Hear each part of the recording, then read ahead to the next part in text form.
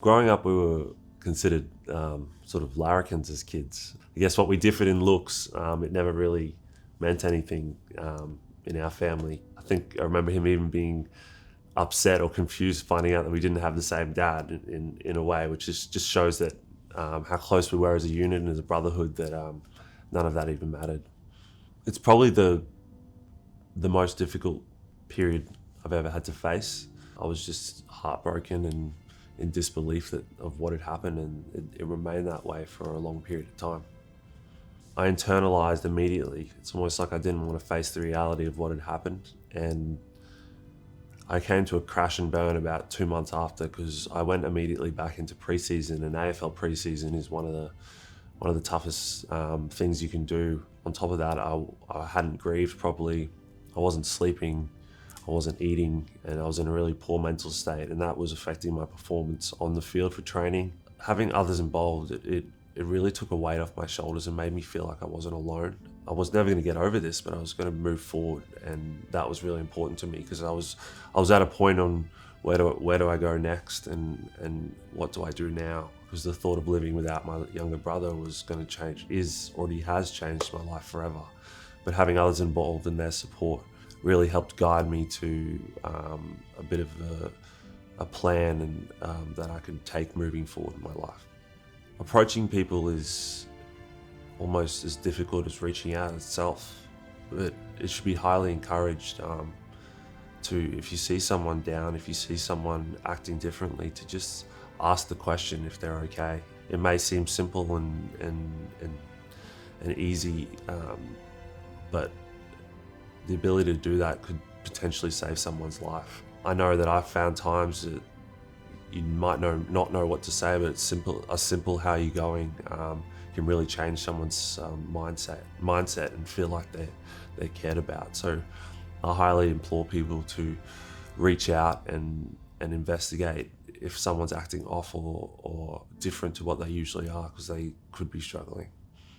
Initially, I did it very poorly. Like I said, I kept to myself. But now I'm at a point where I share how I'm feeling quite openly with those closest to me. And when I am upset or down, I call someone immediately, and I feel like that takes an immediate stress of how I'm feeling. And I talk to a therapist weekly as well, and it's a bit of trial and error at the moment on what might work. It could be writing something down, it could be listening to music, or it could just be exercising, going out and playing footy. It's a different case for every person, but there's always somewhere or someone who does care, and it isn't necessarily a specific person. It can be whoever you feel safest with and who you feel closest with, because they're the ones that are going to lead you on the right track.